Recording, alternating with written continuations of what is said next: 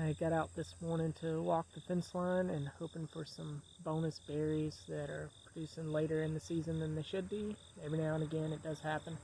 And I'm making some observations, so I just wanted to record my thoughts here. Here we are at the fence line up top there where you see that green bushy out tree. On the other side of that is strawberries and blackberry, blueberry.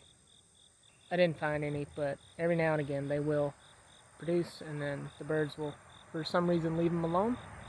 But I was walking along here and I want this whole fence line to be vegetated, and then maybe right around there keep a walking path.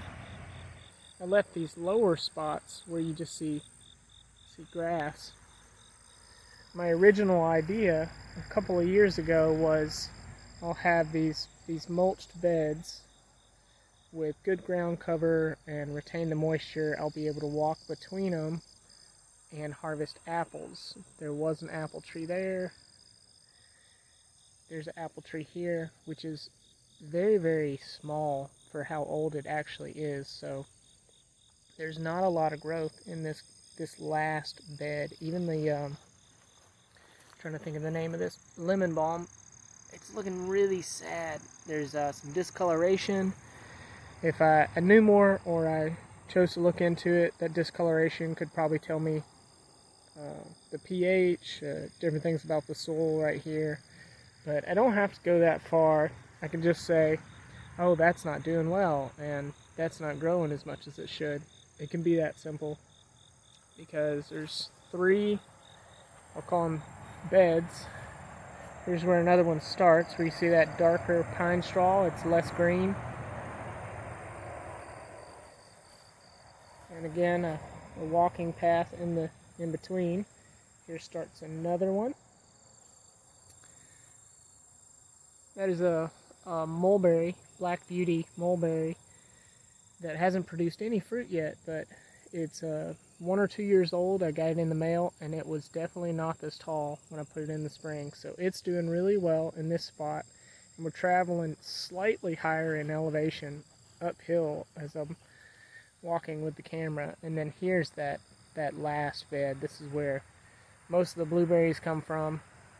Have some volunteer tulip poplar trees that are coming up along the fence line, and it's to the north of the blueberry, so it won't shade it out as long as I keep it short enough. And then another bonus bed that I was trying out with a different soil type and keeping it away from here. So a lot of this is developing as I go. And then there's the strawberry patch that as soon as pine needles fall from that area over there, I'll bring some over here and just lightly throw them over the top for the winter, for the fall and the winter. But one of the observations is this bed's doing well. I'll call this number 1. The number 2 bed is doing pretty well. Number 3's all right. There's some different species coming up. This blueberry tree is having some pest pressure. We also have some Virginia buttonweed, I think is what it's called, the low ground cover. I'm happy about it as being a ground cover, but it definitely took over. So it's something I'll need to watch. And then I have a nitrogen fixing tree, seedling tree that I put in that did not put on any growth. So I'm noticing all these things is really sporadic. Like some things are doing well, some things are not. So you can, if this is happening to you, you can start questioning. Well, right on the other side of the fence, there's this massive rock just right under the surface.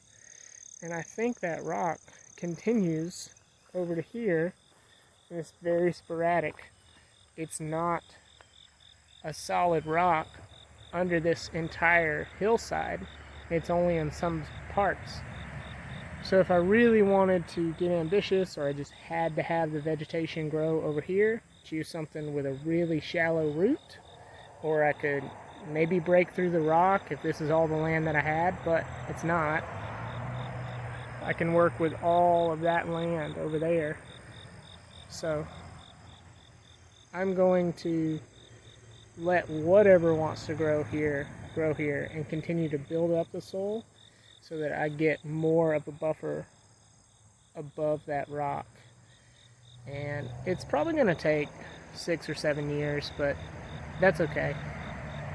Another thing I could do is not try to go directly against the fence line. I could start on, keep this walking path and start here, because I know that this soil is pretty good, it's not as rocky, and just start another straight line if I didn't want to go on contour, and start planting things that I know will grow. And it took 2 years minimum for me to make this observation and kind of see that I was just fighting a losing battle over here along this fence line. I could make life a lot easier by coming closer to the house. For the most part, in gardening and permaculture design, anytime you can get something closer to where you sleep, where if you wake up and you're steps away from the chores you have to do and the food you want to eat, that's going to be a better situation for you.